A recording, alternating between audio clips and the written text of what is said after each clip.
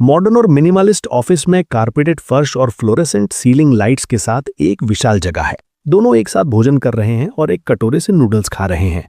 चोंगू अपने खाने की उपस्थिति देखकर हैरान है। यूंग युवक से कहता है कि वो आराम से खाना खाए क्योंकि दोपहर में उनके पास और भी काम होगा। जल्दी से लड़का अपने हाथ जोड़ता है और यूंग से प्रार्थना करते हुए उसे धन्यवाद देता है। अचानक वो एक छोटा सा सुधार करता है और इसके बजाय अवेकनिंग स्टोन को धन्यवाद देता है। उसके बगल में हीरो इस अजीब व्यवहार से भ्रमित है। चोंगू प्रोटैगनिस्ट को एक ऐसा अवेकनिंग स्टोन देने के लिए धन्यवाद देता है जिसकी कीमत बहुत ज्यादा है। हालांकि हंटर उसे सूचित करता है कि शुरुआत से ही वो आइटम उसका था ही नहीं। इस खुलासे से हैरान होकर वह उससे इसके बारे में और सवाल करता है। वह समझाता है कि उसे वो पत्थर काम पर एक आदमी से मिला क्योंकि वो कर्ज में था। उस पल बताने के लिए ये लंबी कहानी थी, इसलिए उन्हें नूडल्स के ठंडे होने से पहले खा लेना चाहिए। अचानक एक लड़की कमरे में प्रवेश करती है और नोटिस करती है कि दोनों खाना खा रहे थे।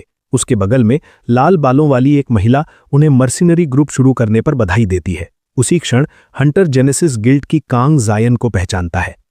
एसोसिएशन में अवेकनिंग टेस्ट के बाद से उन दोनों के बीच ये पहली मुलाकात थी। चोंगू उस लड़की की सुंदरता से प्रभावित है। तारीफ स्वीकार करते हुए वह पूरी तरह से शर्मिंदा हो जाती है। फिर वह ये बताने की तैयारी करती है कि वह इस जगह को खोजने में कैसे कामयाब रही। अचानक मास्टर ली दाओ अपनी उपस्थिति से मीटिंग में बाधा डालता है। यूंग इस आदमी को अपने सामने देखकर और भी ज्यादा हैरान है। मुस्कुराते हुए वह कहता है कि प्रोटैगनिस्ट को ऑफिस खोलने के बारे में बताना चाहिए था। जो हो रहा था उस पर विश्वास न करते हुए वह अपना खाना भी खत्म नहीं कर पाता। अपना फोन दिखाते हुए कांग जायन सूचित करती है कि उसे पार्क चोंगू नाम के किसी व्यक्ति से अनगिनत मैसेज मिले।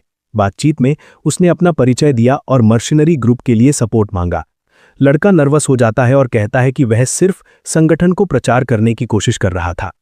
युंग तेजी से चिढ़ने लगता है जबकि लड़का बातचीत और मार्केटिंग के बारे में बात करना जारी रखता है। ली दाओ लड़के के प्रमोशन से सहमत है, लेकिन प्रोटैगनिस्ट चाहता था कि ये छोटा मेंबर ग्रुप हो। चेहरे पर मुस्कान के साथ मास्टर पूछता है कि क्या इतने खूबसूरत दिन पर वे दोनों बस बैठकर नूडल्स खाने वाले थे। शर्मिंदा होकर वह कहता है कि अगर उसे और लोगों के आने के बारे में बताया गया होता तो वह एक दावत तैयार की होती। यूंग ये जानकर हैरान रह जाता है कि उस आदमी ने पहले से ही एक केटरिंग सर्विस तैयार कर ली थी। उत्साहित होकर वह कहता है कि यह बस एक छोटा सा विचारशील उपहार है। उस पल वह आदमी की सारी उदारता के लिए उसे धन्यवाद देता है। हाइसू नाम की एक और लड़की अपनी बधाई देने आती है। उसे विश्वास नहीं हो रहा था कि ये इमारत उस युवक की है। उसकी उम्र में इतने बड़े निवेश का मालिक होना कुछ ऐसा अविश्वसनीय था जिससे ईर्ष्या पैदा होती है। हालांकि प्रोटैगनिस्ट का चेहरा इतनी शर्मिंदगी से लाल होने लगता है। उस पल उसे सिर्फ एक इमारत का मालिक होने के लिए प्राथमिकता मिल रही थी। कांग जायन पूरे दृश्य को एक साजिश भरे लुक के साथ देखती है। हाइसू ये जानने के लिए उत्सुक थी कि मर्सिनरी काम शुरू होने के बाद ग्रुप हंट्स का क्या होगा, लेकिन उसके पास पहले से ही दोनों पक्षों को नुकसान न पहुंचाने का एकदम सही प्लान था और वह कार्यों को बांट देगा। इस बीच कैंग जयान ने लड़की को किनारे धकेलते हुए उन दोनों के बीच की बातचीत में हस्तक्षेप करना शुरू कर दिया। अचानक वो हंटर के साथ अकेले में बात करने के लिए कहती है। चूंकि उसके पास ज्यादा खाली समय नहीं था, इसलिए वो थोड़ी रूखी हो गई। ये रवैया पसंद ना आने पर भी ह्यूंग उसके अनुरोध को स्वीकार कर लेता है। कुछ ही देर बाद वो काफी चिढ़ते हुए कमरे से बाहर निकल जाती है। कैंग जयान सूचित करती हैं कि वो इस जगह पर सिर्फ बधाई देने नहीं आई थी और उसे एक अनुरोध करना था। ये नोटिस करते हुए कि जेनेसिस गिल्ड के पास एक रैंक मिशन था, वो प्रभावित हुआ। गहराई में वो जानता था कि उस संगठन के टैंकर्स उस तरह के काम को संभालने में पूरी तरह से सक्षम थे। कैंग जयान बताती है कि रिक्वेस्ट फीस 1 बिलियन तय की गई थी और साथ में परसेंटेज। बिना 2 बार सोचे चैंगू बातचीत में कूद पड़ता है और कहता है कि उनके पहले काम के लिए 1 बिलियन बहुत बड़ी रकम थी। अधिकांश लोग गिल्ड के ऑफर को अस्वीकार नहीं करेंगे क्योंकि इसे दुर्भाग्य माना जाता था। इस बीच लड़की ने आधिकारिक प्रतिक्रिया का इंतजार किया और कहा कि वो तुरंत पैसे मंगवा सकती है। सब कुछ के बावजूद ह्यूंग स्थिति को लेकर काफी संदिग्ध लग रहा था, लेकिन उसने स्वीकार करने का फैसला किया। उसकी बातें सुनकर कैंग जयान बेहद उत्साहित हो गई। हालांकि हीरो के पास मिशन के लिए 2 शर्तें थीं। एक प्रस्ताव देते हुए वो एक स्किल कार्ड खरीदने का सुझाव देता है। ध्यान देते हुए लड़की ब्लेसिंग ऑफ सीलिन नाम का जिक्र सुनती है, जो एक बफर टाइप स्किल कार्ड है। उसी पल उस जाने माने नाम को सुनकर उसकी आंखें चमक उठती हैं। उसके असिस्टेंट ने कुछ रिसर्च की थी और उस आइटम के लिए 13 बिलियन की अनुमानित कीमत का पता लगाया था। अगर उसे दिलचस्पी होती तो ह्यूंग तुरंत वो कार्ड दिखा सकता था, लेकिन कैंग जियान ये जानना चाहती है कि युवक द्वारा रखी गई दूसरी शर्त क्या है। अपनी कुर्सी से उठते हुए वो एक अनुरोध करता है कि जब वो स्किल सीख लेगी उसे बस इतना करना होगा कि वो उससे हाथ मिलाए। खामोशी में कैंग जियान उन विकल्पों पर विचार करती हुई लगती है। कुछ ही देर बाद दोनों हाथ मिलाकर एक समझौता पक्का करते हैं। उस महत्वपूर्ण सौदे से उनमें से प्रत्येक को कुछ ना कुछ हासिल होने वाला था। एक दिन बाद गैंगनम एरिया के ऊपरी जोन में खंडहरों और तबाही के साथ दृश्य विनाशकारी है। अचानक पूरे क्षेत्र में ऊर्जा फैलने लगती है। पोर्टल के अंदर से अनगिनत योद्धा शिकार के लिए तैयार दिखाई देते हैं। ह्यूंग बिगिनर जोन में यात्रा करने के विचार पर सवाल उठाता है, ये सुझाव देते हुए कि आमतौर पर लोग उस तरह की यात्रा के लिए कारों का उपयोग करते हैं। जबकि अधिकांश गिल्ड्स के पास केवल एक टेलीपोर्टर होता है, वो एडवांस एरिया में टेलीपोर्ट करने में कामयाब रही। अब उन्हें मॉन्स्टर्स को बांटने पर ध्यान केंद्रित करने की आवश्यकता थी। मैप खोलते हुए लड़का दिखाता है कि सबसे नज़दीक वाले 3 मुख्य स्थानों पर थे।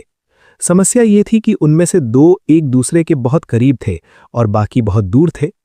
कैंग जियान उस स्थान पर जाने का सुझाव देती है जहां केवल एक मॉन्स्टर था। हालांकि टैकबैक गिल्ड ने पहले ही उन 2 जगहों को रिजर्व कर लिया था और नज़दीक का क्षेत्र अन्य गिल्ड्स के थे। जब हंटर ली दाओ को पता चला कि ह्योंग आ रहा है तो उसने तेजी से काम किया। प्रोटैगनिस्ट को उस खतरे का एहसास होता है जो वो अन्य गिल्ड्स के लिए पेश करता है। नर्वस होकर लड़का समझाता है कि उस आदमी ने उनसे उस स्थान की जिम्मेदारी लेने के लिए कहा था, लेकिन कैंग जायन स्वेच्छा से उस स्थिति को स्वीकार करती हुई नहीं लगती हैं और कहती हैं कि वो मास्टर का सामना करेंगी। अचानक उसका ध्यान एक और स्थान की ओर जाता है। हीरो को उस स्थिति की कोई परवाह नहीं थी जिसका वे सामना कर रहे थे। लड़की के आश्चर्य के लिए वो एक साथ 2 मॉन्स्टर्स का सामना करना चाहता था। दृढ़ होकर वो अपनी पिछली लड़ाई के साथ 2 क्रीचर्स को मारने की संभावना की तुलना करता है और धारणाएं बनाने लगता है। अंत में वो विश्वास नहीं कर पा रहा था कि ये इतनी बड़ी समस्या थी जिसे आसानी से हल नहीं किया जा सकता था। इस बीच एक मॉन्स्टर अपने तेज पंजों से शहर में सब कुछ नष्ट कर रहा था। इस सब के बीच हंटर अपनी शील्ड के साथ दुश्मन के भयंकर हमले का इंतजार कर रहा था। लड़कियां स्थिति को लेकर चिंतित नहीं लग रही थीं, क्योंकि लीडर ने कहा था कि युवक बहुत सक्षम था। इसके अलावा एक साथ 5 मॉन्स्टर्स का सामना करने के बाद वो एक इर्रेगुलर था। उस पल उसे एहसास होता है कि उसकी सहकर्मी लड़के की सुरक्षा को लेकर बहुत चिंतित थी। अपने शकों के विपरीत वो कहती है कि उसे विश्वास है कि ह्योंग एक अच्छा इंसान है। आमतौर पर मशहूर टैंकर्स केवल अपने बारे में सोचते हैं और बेहद अभिमानी होते हैं, लेकिन मिस्टर ह्योंग सभी गिल्ड मेंबर्स का अभिवादन करने और बहुत विनम्र होने के कारण अलग थे।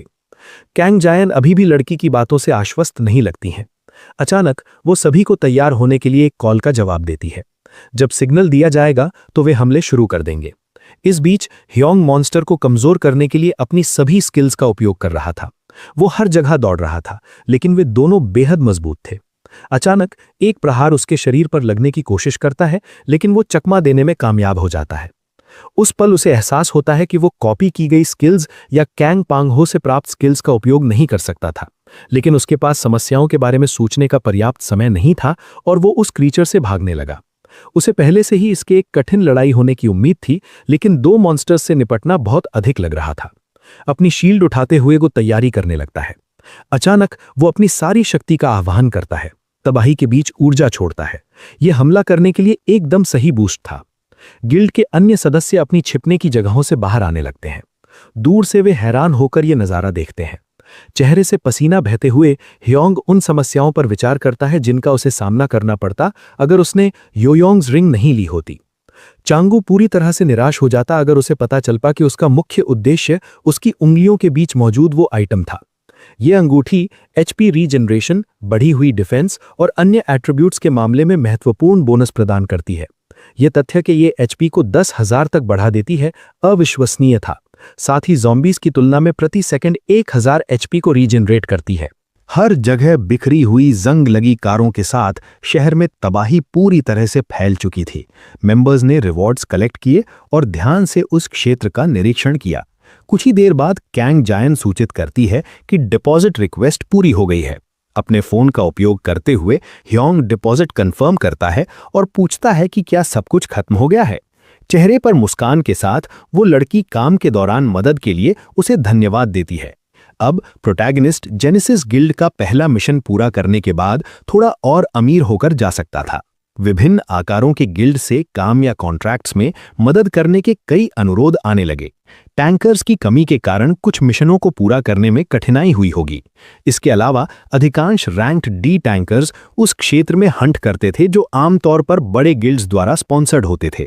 युवक के चेहरे पर एक मुक्का लगता है जिससे वो पीछे की ओर फेंका जाता है। जो भी हो, प्रोटैगनिस्ट ने लगातार हंटिंग करते हुए 1 महीना बिताया। जब कोई मर्सनरी काम नहीं होता था तो वो टीम के साथ हंट करता था, और जब वो भी नहीं होता था तो वो अंत में अकेले ही चला जाता था। उस पल उसे एहसास हुआ कि वो अपनी सीमा तक पहुंच रहा है और अकेले लंबे सफर पर नहीं चल पाएगा। कुछ ही देर बाद एक ऊर्जा उसके शरीर पर हावी होने लगती है। सिस्टम दिखाता है कि सेकंड अवेकनिंग पूरी हो गई है, जिससे स्किल पॉइंट्स और एक अतिरिक्त कोर जनरेट होता है। उसका शरीर रूपांतरित होने लगता है, जबकि पिछले यूजर पार्क कांघो द्वारा उपयोग की गई रैंडम स्किल उसे विरासत में मिल जाती है। शहरी वातावरण आंशिक रूप से नष्ट हुई इमारतों और खंडहरों के साथ पूरी तरह से तबाह हो चुका है।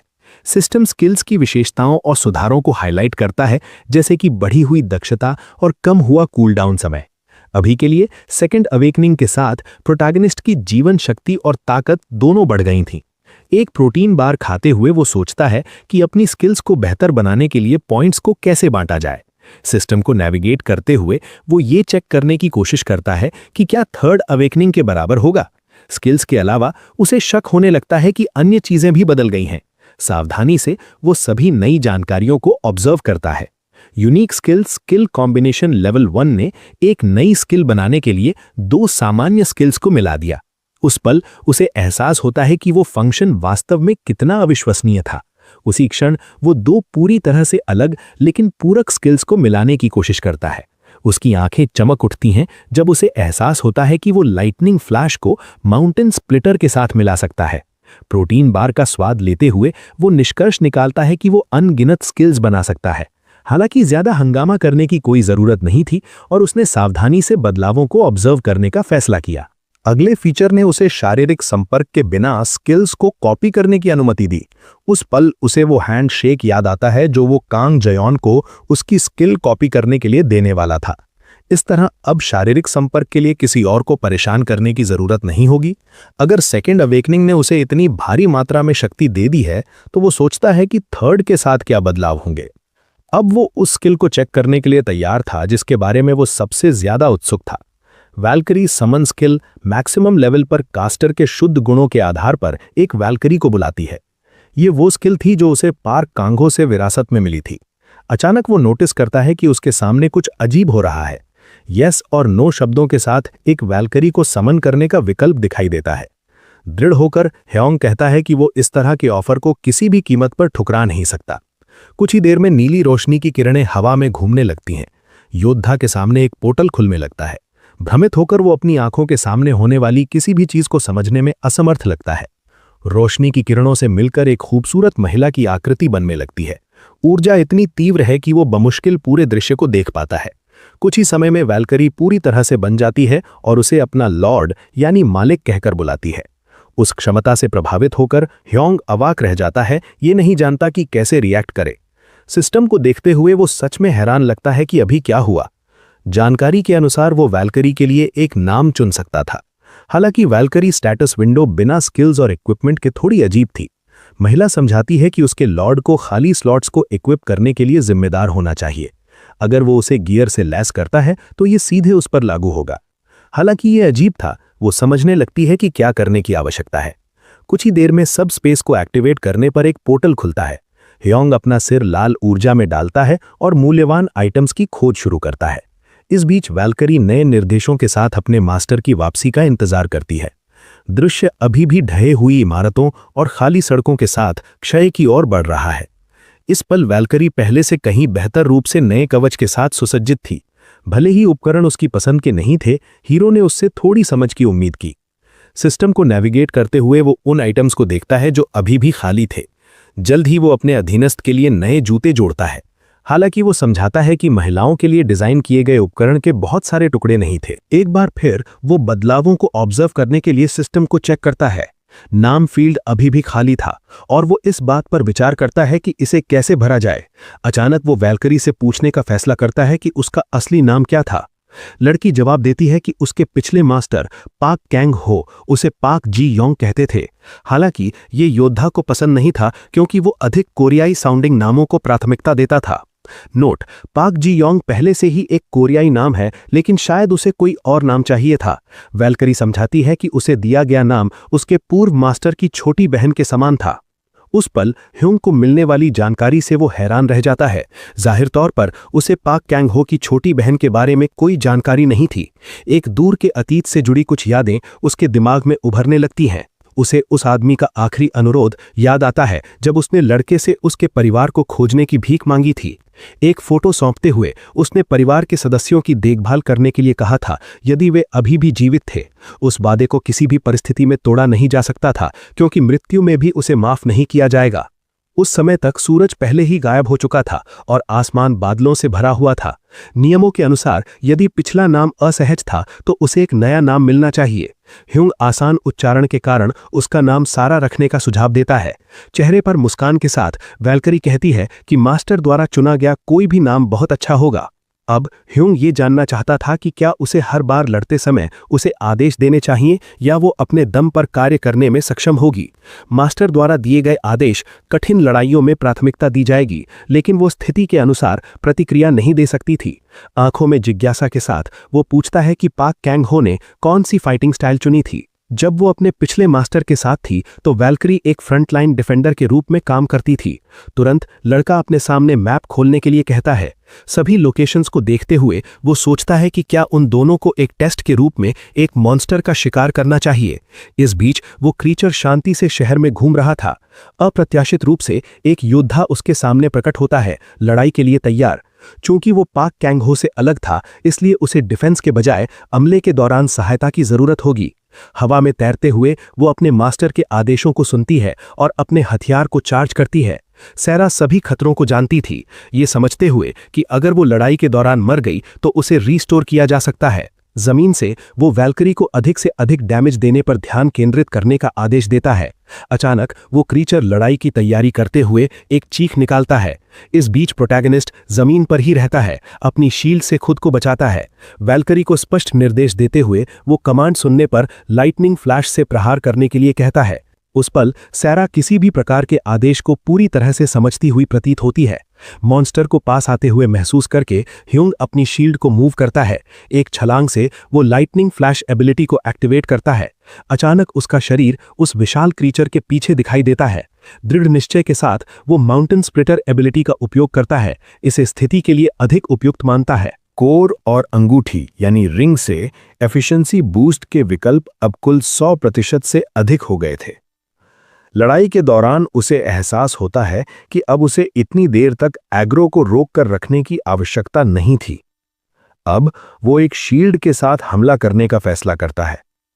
उसका हथियार विनाशकारी गति से आगे बढ़ता है और क्रीचर के चेहरे पर प्रहार करता है। उस पल वो सैरा को हमले का आदेश देता है, जो पहले से ही लड़ाई के लिए तैयार थी। तुरंत वैल्करी लाइटनिंग फ्लैश का उपयोग करने के लिए तैयार होकर जितनी तेजी से हो सके उड़ना शुरू कर देती है। कुछ ही देर बाद वो पहले से ही क्रीचर के पीछे अपनी पोजीशन ले चुकी थी। एक प्रहार के साथ वो माउंटेन स्प्लिटर का उपयोग करके अपने तेज भाले को घुमाती है। मॉन्स्टर की आंखें लगभग उसके सिर से बाहर आ जाती हैं क्योंकि वो अपने शरीर में फैलते दर्द को महसूस करता है। वो शक्तिशाली रणनीति दुश्मन को खत्म करने के लिए काफी थी। वे दोनों ध्यान से एक दूसरे को देखते हैं जबकि मॉन्स्टर धीरे धीरे गायब हो जाता है। अपनी साइड में उस वैल्करी का होने से प्रोटैगनिस्ट का मानना था कि अब रैंक डी का सामना करना संभव है। इस बीच तुल स्ट्रीट के पड़ोस में सब कुछ शांत लग रहा था। ब्लॉक्स से गुजरते हुए ह्यूंग को पता चलता है कि सैरा के अंदर भी भावनाएं थीं। एक वैल्करी बनने से पहले वो एक इंसान थी। वैल्करीज मूल रूप से एक नष्ट हुई दुनिया के सदस्य थे जिन्हें विशिष्ट कारनामों को प्राप्त करने वालों में से चुना गया था। जबकि वैल्करी की आवाज सिस्टम के माध्यम से आ रही थी, वो योद्धा स्थिति को समझता हुआ प्रतीत होता है। अपनी मंजिल पर पहुंचने पर उसे छोटे बालों और चश्मे वाली एक कर्मचारी मिलती है। अनुमति मांगते हुए वो उसे सूचित करता है कि वो एक प्रतिभाशाली मास्टर क्राफ्ट्समैन के बारे में अफवाहों से सुनकर आया है। हालांकि लड़की उसे सूचित करती है कि दुकान अब प्रोडक्शन ऑर्डर्स स्वीकार नहीं कर रही थी। जब युवक एस रैंक इक्विपमेंट का जिक्र करता है तो उसके चेहरे के भाव बदल जाते हैं। पूरी तरह से हैरान होकर वो लड़की से वो बात दोहराने के लिए कहती है जो उसने अभी कही। बी रैंक मॉन्स्टर्स के मटेरियल्स होने के कारण वो उन्हीं आइटम्स के साथ इक्विपमेंट बनाने का अनुरोध कर रहा था। उस पल वो पूरी तरह से दंग रह जाती है, सोचती है कि उस युवक के पास बी रैंक मटेरियल्स कैसे हो सकते हैं। लेकिन वो अपना स्रोत बताने के लिए तैयार नहीं दिखा और कहा कि वो कोई और दुकान खोज लेगा। अपने ओवर रिएक्शन को महसूस करते हुए कर्मचारी अपनी उत्सुकता के लिए माफी मांगती है। उसका अनुरोध विशेष रूप से खुद को एक आर्मर सेट से लैस करने के लिए था, साथ ही एक फीमेल फॉर्मेट में और पोर्टेबल शील्ड्स। कैलकुलेशंस करते हुए वो लड़की उस महिला के शरीर के माप के बारे में पूछती है। एक पल के लिए सोचते हुए योद्धा उसे बताता है कि वो महिला लगभग 1.70 मीटर लंबी है। जब उसके बस्ट साइज के बारे में पूछा जाता है तो वो सिस्टम को देखता है और वैल्करी की प्रतिक्रिया का इंतजार करता है। अपने पूरी तरह से लाल चेहरे के साथ वो कहता है कि साइज बी हो सकता है। मुख्य जानकारी कलेक्ट करने के बाद कर्मचारी के पास बिना किसी समस्या के सब कुछ आवश्यक था। चूंकि ये बी रैंक मटेरियल्स के साथ एक प्रोडक्शन था, इसीलिए सब कुछ लगभग 5 महीनों में तैयार हो जाएगा। अभी के लिए उसके पास जो इक्विपमेंट था वो काफी था और एक नया गेट प्रकट होने में अभी भी 6 महीने बाकी थे। अपना हाथ बढ़ाते हुए वो क्राफ्ट्सवुमन के साथ डील पक्की करता है। उसी पल वो प्रोडक्शन के लिए सारे मटेरियल्स सौंप देता है। जाने से पहले उसने डैबग डिटेक्टिव एजेंसी नामक जगह के बारे में पूछा। उसकी मदद करने के लिए लड़की उस स्थान तक पहुंचने के लिए सबसे अच्छी दिशा निर्देश देती है। लड़के के चेहरे को देखते हुए वो सोचती है कि वो किस तरह की चीजें खोज रहा था। कुछ ही देर बाद वो अपनी मंजिल पर पहुंच गया, बंद फाटकों वाली एक इमारत। इस बीच एक आदमी शांति से दैनिक समाचार पत्र पढ़ रहा था। अपने संभावित मुवक्किल का चेहरा देखे बिना उसने आने का कारण पूछा। बिना कुछ कहे ह्योंग बस टेबल पर एक फोटो रख देता है। अखबार नीचे करते हुए जासूस उस युवक का अनुरोध सुनता है जो फोटो में दिख रही महिला को खोजना चाहता था। उस भूरे बालों वाली लड़की का नाम पार्क जी योंग था। एक हफ्ते बाद सूरज की रोशनी इमारत की खिड़कियों पर चमक रही थी। पर्सनल ट्रेनिंग रूम के अंदर 2 योद्धाओं ने अपने हथियार पकड़ रखे थे। हवा में उड़ते हुए लड़की ने अपनी शील्ड को अटैक मोड के रूप में एक्टिवेट किया। तेजी से वो वार मॉन्स्टर के चेहरे पर लगता है।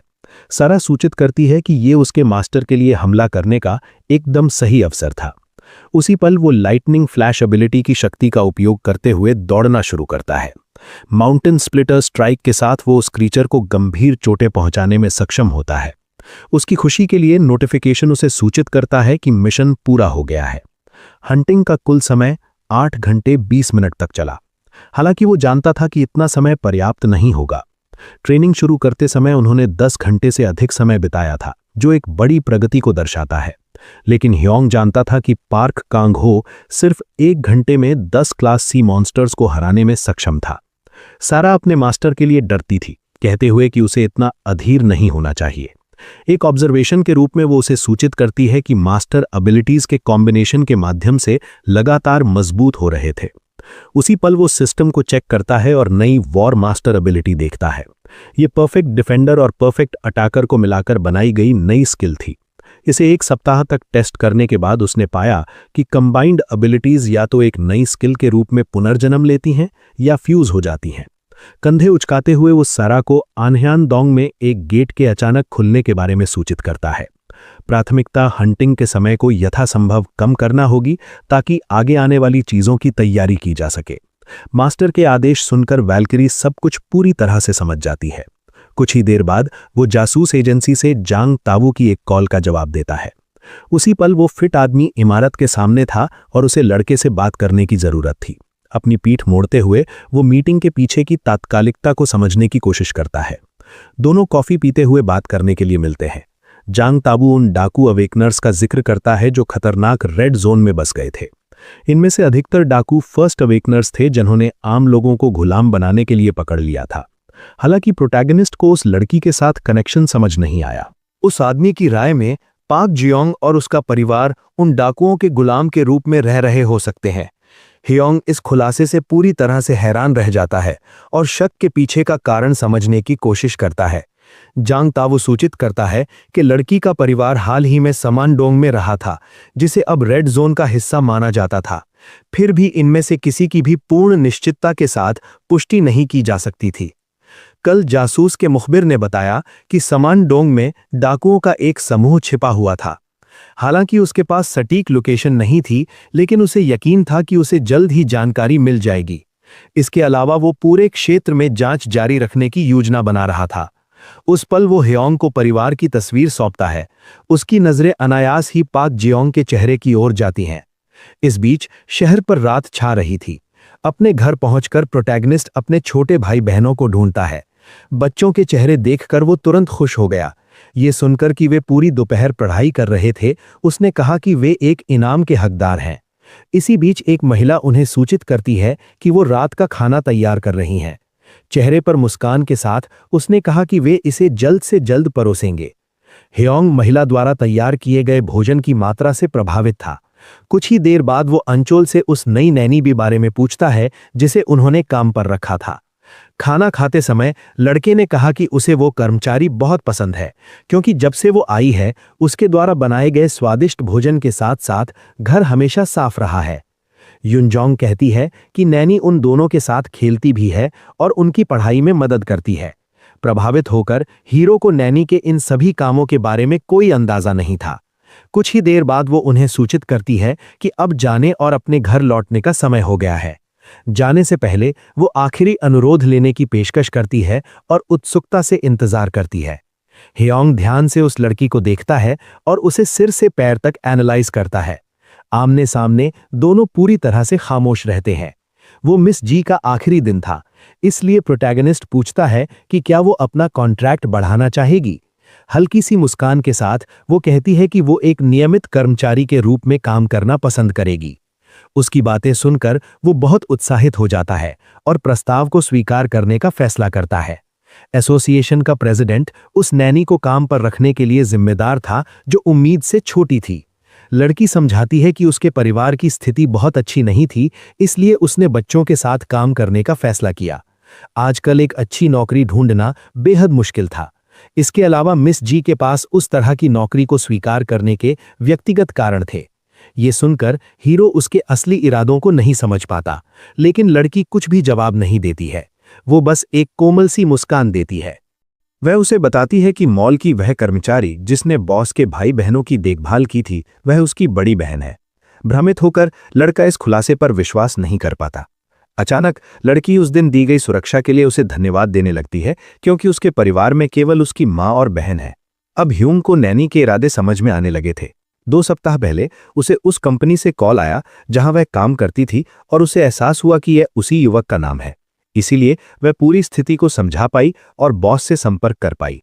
नर्वस होकर वह पूछती है कि क्या यह स्थिति कोई समस्या थी, क्योंकि वह सभी कार्यों को करने में बहुत आश्वस्त थी। मिस जी बेकाबू होकर बोलने लगती है कि वह बच्चों की देखभाल कर सकती है और उसने उससे उस पर विश्वास जताने को कहा। लेकिन ह्यूंग चिंतित नहीं दिखा और उसने केवल कॉन्ट्रैक्ट के बारे में बात करने का फैसला किया। कोरिया के व्यापारिक जगत में 6ठे स्थान पर मेरे ग्रुप का मुख्यालय। एक कमरे में सूट पहने कई आदमी नेगोशिएशन पर चर्चा कर रहे थे। मेरे ग्रुप के कमांडर और किम जिन के बेटे किम दुओंग ने गिल्ड चलाने के अपने पिता के फैसले की ओर इशारा किया। ये एक महत्वाकांक्षी प्रोजेक्ट था जिसे तैयार करके किम दुओंग को सौंपा गया था। उस पल वह प्रभावशाली लोगों को रिक्रूट करके अपने पिता की उम्मीदों से आगे जाना चाहता था। हर कोई जानता था कि उन्हें ली दाओ, किम यूनो या कांग जियान जैसे किसी पर्याप्त मजबूत व्यक्ति की आवश्यकता है। ये कोई आसान काम नहीं होगा, क्योंकि सबसे मशहूर नाम सबसे शक्तिशाली गिल्ड्स के हैं। हालांकि एग्जीक्यूटिव को बहाने नहीं चाहिए थे, उसे समाधान चाहिए थे। इस बीच हर कोई संभावनाओं के बारे में सोचते हुए चुप रहा। अचानक सुपरवाइजर हुआंग चियांग ने बातचीत में हस्तक्षेप करने के लिए कहा। तुरंत किम दुओंग ने लड़के को अपनी सभी राय व्यक्त करने के लिए कहा। उसे एक मूल्यवान व्यक्ति के बारे में जानकारी थी और मीटिंग में बताए गए शक्तिशाली लोगों की तरह ही उसकी अत्यधिक सिफारिश की। उस पल एग्जीक्यूटिव को उसकी बातों में दिलचस्पी होने लगती है। चेहरे पर दृढ़ संकल्प के साथ वह एक ऐसे नाम का जिक्र करता है जिसे हर कोई पहले से जानता था, इर्रेगुलर ह्योंग। किम द्वोंग को उस हीरो के बारे में ये सुझाव पसंद आता है जिसने 5 रैंक मॉन्स्टर्स के खिलाफ लड़ाई लड़ी और सफल हुआ। अगर वे उस हंटर को रिक्रूट कर सके तो उन्हें बहुत बड़ा फायदा होगा, यहां तक कि पब्लिसिटी के मामले में भी। अपनी कुर्सी से उठते हुए किम द्वोंग को उस युवक के सोचने का तरीका पसंद आता है। कुछ ही देर बाद वे उन सभी पुराने एग्जीक्यूटिव्स की आलोचना करने लगता है जिनके पास सुपरवाइजर हुआंग जैसा शानदार दिमाग नहीं था। मेज पर जोर से मारते हुए वे अपने पार्टनर्स का ध्यान खींचता है। किम द्वोंग उन्हें याद दिलाता है कि ह्यूंग का पहले से ही एसोसिएशन के साथ एक कॉन्ट्रैक्ट था और शायद उसमें एक क्लॉज था जो उसे गिल्ड्स में शामिल होने से रोकता था। हुआंग पहले से ही इस बारे में जानता था, जो कि सबसे बड़े गिल्ड्स के लिए उस पर हार मानने का पर्याप्त कारण था। इन सभी बाधाओं के बावजूद युवक का मानना था कि उस नाम को रिक्रूट करना संभव था और विरोधी रायों के बावजूद वह जोखिम उठाने को तैयार था। इस बीच एग्जीक्यूटिव उस युवक को देख रहा था, उसकी बातों और उसकी आंखों के भाव को सराह रहा था। अगला कदम ह्यूंग को रिक्रूट करने के सबसे अच्छे तरीके पर चर्चा करना होगा। इल्सान हंटिंग फील्ड के ऊपरी जोन में स्थिति भयानक थी। अचानक एक बड़ा मॉन्स्टर दिखाई देता है जो अपनी पूरी शक्ति प्रकट करता है। दुश्मन की भयंकर और निडर नजर अपने अगले शिकार की तलाश कर रही थी। जमीन पर ह्यूंग लड़ने के लिए सबसे नजदीकी मॉन्स्टर को खोजने की कोशिश कर रहा था। एक छलांग के साथ वो हरा दानव फटने वाले बम की तरह पास आता है। धुएं के बीच से ह्यूंग अपने शरीर पर पड़ने वाली नजर को महसूस कर सकता है। तेजी से वो अपनी स्वॉर्ड एक्टिवेट करता है और वैल्करी को बुलाता है। सारा का शरीर पूरी ऊर्जा इकट्ठा करते हुए बनने लगता है। ये उन सभी चीजों को टेस्ट करने का एक अच्छा अवसर था जिनकी वे दोनों प्रैक्टिस कर रहे थे। बिना समय बर्बाद किए सारा उस खूंखार मॉन्स्टर के खिलाफ लड़ाई में आगे बढ़ती है। वो शील्ड का उपयोग सुरक्षा के रूप में करती है और एक शक्तिशाली हमले का लक्ष्य रखती है। कुछ ही देर बाद उस क्रिएचर के चेहरे पर जोर से प्रहार किया जाता है। उस पल वो खतरा पूरी तरह से अपना संतुलन खोने लगता है। ह्यूंग लाइटनिंग फ्लैश एबिलिटी का टेस्ट करने के लिए दौड़ता है। उसका शरीर उस दरिंदे के पीछे टेलीपोर्ट हो जाता है जिसे कुछ भी नोटिस नहीं होता। दूसरी तरफ सारा अचानक हवा में तैरती हुई दिखाई देती है। इस बीच वो मॉन्स्टर खुद को घेरने वाले दोनों खतरों को देखता है। वे दोनों मिलकर माउंटेन स्प्लिटर एबिलिटी को एक्टिवेट करते हैं। प्रहार उस क्रिएचर के मजबूत और ताकतवर शरीर की ओर निर्देशित होते हैं। बढ़ी हुई शक्ति और कुशल स्किल के साथ लड़ाई ठीक 3 मिनट और 40 सेकंड तक चलती है। उस पल योद्धा को एहसास होता है कि वो वास्तव में तैयार है। वे दोनों शांति से बात कर रहे थे जब हवा में एक ऊर्जा फैलने लगी। जाहिर तौर पर यह एक गेट था जो खोला जा रहा था। हालांकि ह्यूंग इस गेट के खुलने से अनजान था। अधिक करीब से देखने पर सारा नोटिस करती है कि यह एक ट्रेजर डंजन गेट था। वो पहले ही पार्क कांगहो के साथ ऐसे ही एक गेट में प्रवेश कर चुकी थी और वे दोनों शक्तिशाली आर्टिफैक्ट्स हासिल करने में कामयाब रहे थे। उदाहरण के लिए युवक द्वारा इस्तेमाल किया जाने वाला स्ट्रेंथ वेपन और स्ट्रेंथ बूस्टर उसने ट्रेजर डंजन गेट के अंदर से प्राप्त किया था। वो बहुत ही दुर्लभ गेट था, इसलिए उन्हें अवसर का लाभ उठाना चाहिए और जितनी जल्दी हो सके प्रवेश करना चाहिए। इसके पूरी तरह से गायब होने से पहले दोनों योद्धाओं ने पोर्टल को पार कर लिया। ऊर्जा की ओर चलते हुए उन्होंने एक साथ कदम बढ़ाए। कुछ ही देर बाद उन्होंने खुद को एक संकरे गलियारे में पाया। बिना समय बर्बाद किए युवक नेविगेशन के लिए अपने मैप का उपयोग करने का फैसला करता है। शांति से चलते हुए ह्यूंग को एहसास होता है कि ये एक भूल भुलैया थी और वो मैप एबिलिटी का धन्यवाद देता है। उस पल सारा को एहसास होता है कि वो इस मिशन पर ज्यादा काम नहीं आएगी, लेकिन सिर्फ वॉल्करी का होना ही पहले से एक बड़ी मदद थी। कुछ ही देर बाद वो एक साधारण खोज के लिए इंफॉर्मेशन टैब खोलता है। जो नाम खोजा गया वो ट्रेजर डंजन गेट था, एक ऐसी जगह जहां एक नष्ट हुए ग्रह के शक्तिशाली जीवों के आर्टिफैक्ट्स और एबिलिटीज को शायद भविष्य के उपयोग के लिए स्टोर किया जाता है। हालांकि ह्यूंग इस जगह को लेकर संदिग्ध लगता है, मानते हुए कि इसमें किसी तरह का सिक्योरिटी सिस्टम होगा। चलते चलते वो कुछ अजीब नोटिस करता है और सारा से न हिलने के लिए कहता है। उस पल उसे एहसास होता है कि ये एक जाल था। भले ही ये साधारण फर्श जैसा दिखता था, अगर आप लापरवाह होते तो आप एक गड्ढे में गिर जाते। इस समस्या के बावजूद जाल वाली टाइल्स को पहचानने की आवश्यकता नहीं होगी। ह्यूंग उन दोनों के लिए ये काम करने के लिए अपने शक्तिशाली हथियार का उपयोग करेगा। एक प्रहार के साथ वो अपने सामने की हर चीज को नष्ट कर देता है। मलबा तेजी से एक अंधेरे अथाह गड्ढे में गिर जाता है। अब वे दोनों बची हुई टाइल्स पर कदम रखते हुए सुरक्षित रूप से पार कर सकते थे। मैप योद्धाओं की सटीक लोकेशन दिखाता है। अचानक एक तीर चलाया जाता है, लेकिन ह्यूंग शील्ड से खुद को बचाने में कामयाब हो जाता है। वे भूल भुलैया के माध्यम से और अधिक आगे बढ़ते रहते हैं। अगले कमरे में एक विशाल सीमेंट की गेंद उनका पीछा करती है। जैसे जैसे वे आगे बढ़ते हैं, उनकी लोकेशन बदलती रहती है। ट्रेजर चेस्ट खोलने पर वह 2 स्किल एनहांसमेंट स्टोन्स और एक डंजन गेट जनरेटर प्राप्त करने में सफल होता है। रिवॉर्ड्स इकट्ठा करने के बाद वे एक साथ चलते रहते हैं। वॉल्किरी अपने मास्टर को एक हरे स्लाइम से बचाने के लिए अपनी लेविटेशन पावर का उपयोग करती है। वे विशाल भूल भुलैया के माध्यम से और अधिक यात्रा करते रहते हैं। अब वे एक अजीब और असामान्य कमरे में पहुंचते हैं। अन्य लोकेशंस की तुलना में यह बहुत अधिक विशाल था, हालांकि इसमें कोई जाल नहीं था। उस जगह पर कोई चेस्ट नहीं था, केवल एक किताब थी। पहला एक आइटम था और दूसरा एक स्किल। बिना 2 बार सोचे ह्यूंग किताब की ओर अपना हाथ बढ़ाता है, लेकिन एक झटके के साथ साथ अधूरी आवश्यकताओं की चेतावनी द्वारा उस क्रिया को रोक दिया जाता है। भ्रमित होकर योद्धा को समझ नहीं आता कि क्या चाहिए था। अचानक अपने नए आगंतुकों को देखकर परछाइयों से एक हरी आकृति प्रकट होती है।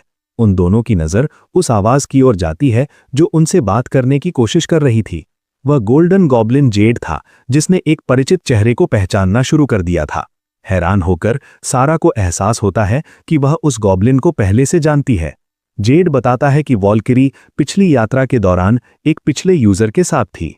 ह्यूंग पूछता है कि क्या वह गोल्डन गॉब्लिन को मारकर किताब प्राप्त कर सकता है, लेकिन वह क्रिएचर हंसता है और समझाता है कि वह अपनी मृत्यु के साथ भी कोई रिवॉर्ड नहीं दे सकता। हीरो का उद्देश्य केवल उस किताब को हाथ में लेकर भूल भुलैया से बाहर निकलना था और प्रक्रिया काफी सरल थी। गॉब्लिन द्वारा अनुमति दी जाएगी और फिर वह अपना मनचाहा रिवॉर्ड ले सकता है। उसका मिशन सिस्टम के दूसरे ओरिजिनल यूजर की सहायता करना था, ताकि वह जितनी जल्दी हो सके इवॉल्व हो सके। भ्रमित होकर हीरो को समझ नहीं आता कि इस क्रिएचर को इतनी सारी जानकारी कैसे पता थी। मुस्कुराते हुए वह समझाता है कि कोई भी उस डंजन में प्रवेश कर सकता है, लेकिन केवल दूसरा यूजर ही उससे मिल सकता है। उस पल वह एहसास करने लगता है कि वह किसी साधारण गॉब्लिन से बात नहीं कर रहा था। वह हरी आकृति पिछले मास्टर द्वारा क्रिएशन की शक्ति का उपयोग करके बनाई गई थी, जो उसके सिस्टम के बराबर थी। क्रिएशन की शक्ति का जिक्र सुनकर ह्यूंग रहस्यों के बारे में और भी अधिक उत्सुक हो जाता है। हालांकि उन सवालों का जवाब नहीं दिया जा सकता था, क्योंकि यह कुछ ऐसा था जिसे उसे खुद ही खोजना था। विषय बदलते हुए वह किताब तक पहुंचने की अनुमति के अनुरोध पर वापस आता है, लेकिन उससे पहले वह क्रिएचर अपने कपड़ों से कुछ निकालने लगता है। खजाना खोलने से पहले उसके पास 2 विकल्प होंगे। कुछ ही देर बाद गोल्डन गॉब्लिन दोनों हाथों में एक एक बैग लिए प्रकट होता है। पहला विकल्प 5 लेजेंडरी स्किल्स में से 2 को चुनना है। दूसरा विकल्प पिछले यूजर द्वारा उपयोग की जाने वाली 3 मुख्य एबिलिटीज में से 1 को चुनना था। उस पल ह्यूंग को एहसास होता है कि वह संभवतः पार्क कांगहो की एबिलिटीज को चुन सकता है। यूजर्स के बीच ट्रांसफर पूरा होने के कारण वे लाभ पूरी तरह से संभव थे। अपने चेहरे पर चिंता के साथ सारा सूचित करती है कि पार्क कांगहो को गोल्डन गॉब्लिन पर भरोसा नहीं था, इसीलिए वह अपने नए मास्टर से कहती है कि वह उस क्रिएचर पर बहुत ज्यादा भरोसा करके किसी जाल में न फंसे। बिना महसूस किए कुछ बहुत अजीब हो रहा था। उस विशाल कमरे के अंदर सब कुछ शांत था। हिचकिचाहट को नोटिस करते हुए गॉब्लिन सुझाव देता है कि वो लेजेंडरी एबिलिटीज को चुने। नर्वस होकर ह्यूंग पूछता है कि क्या पिछले यूजर ने उन लाभों का फायदा उठाया था। गॉब्लिन समझाता है कि पार्क कांगहो ने अपनी शक्ति के माध्यम से सिस्टम का उपयोग किया और कोई लाभ प्राप्त नहीं किया। इसके अलावा लड़का जानना चाहता था कि खजाने को एक्टिवेट करने की शर्तें क्या थीं।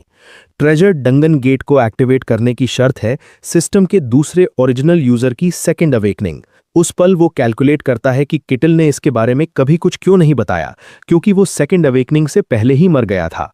चेहरे पर मुस्कान के साथ वो क्रीचर पूछता है कि क्या कोई और डाउट है।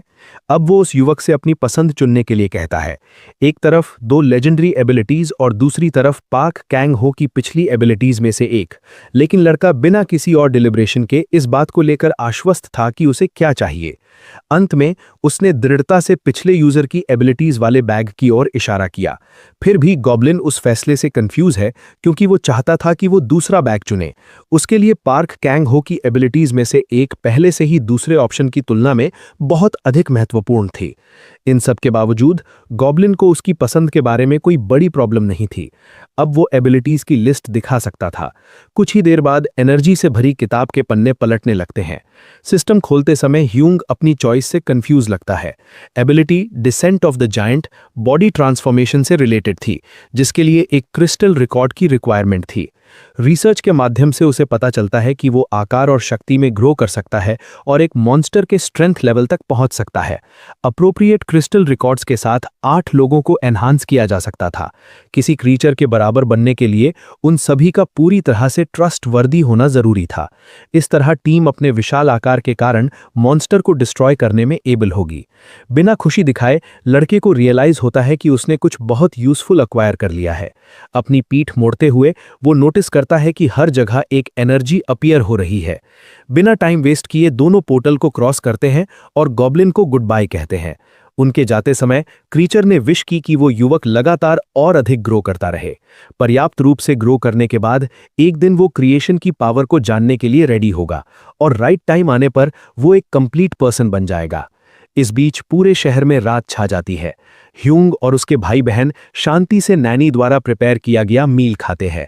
उसके थॉट्स अभी अभी उसके साथ जो कुछ भी हुआ था और साथ ही उस सस्पिशियस गॉब्लिन पर फोकस थे। डीप डाउन उसे उस क्रीचर के बारे में एक अजीब सी फीलिंग आ रही थी जो ट्रस्टवर्दी नहीं था। अचानक उसकी बहन नोटिस करती है कि वो अपने थॉट्स में लॉस्ट था। रियलिटी में लौटते हुए वो उस कॉन्वर्सेशन में वापस आने की ट्राई करता है। बच्ची उस वीक अम्यूजमेंट पार्क जाने और मिस जी को अपने साथ ले जाने की परमिशन चाहती थी। नैनी की प्रेजेंस का जिक्र करते ही लड़की की आंखें पूरी तरह से स्पार्कल हो गईं। उनचोल भी इस आइडिया से एग्री करता था क्योंकि उसे वो लेडी पसंद थी। हालांकि ह्यूंग को नैनी के फ्री वीकेंड्स के दौरान रेस्ट के लैक की चिंता थी। इन सब के बावजूद उसे कोई माइंड नहीं था और उसने कहा कि उसे अम्यूजमेंट पार्क्स सच में बहुत पसंद है। मिस जी कमेंट करती है कि वो थकी हुई नहीं थी और अक्सर अपने डेज ऑफ के दौरान उन्हीं जगहों पर विजिट करती थी। उस पल उनचोल ये रियलाइज करके बहुत हैप्पी हो जाता है कि नैनी उनके साथ जाएगी। बच्चों का उस एम्प्लॉय के प्रति एक खास अफेक्शन था जो उन पर बहुत अटेंशन देती थी। बाहर सब कुछ पीसफुल था और ऑफिस की लाइट्स अभी भी ऑन थीं। इस बीच एक ओल्ड मैन अपने बेटे के बगल में शांति से गोल्फ खेल रहा था। वो मिरे ग्रुप का प्रेसिडेंट किम डॉन था। एप्रीहेंसिव होकर वो अपने बेटे को टिप्स देता है जो गिल्ड क्रिएशन प्रोजेक्ट का इंचार्ज था।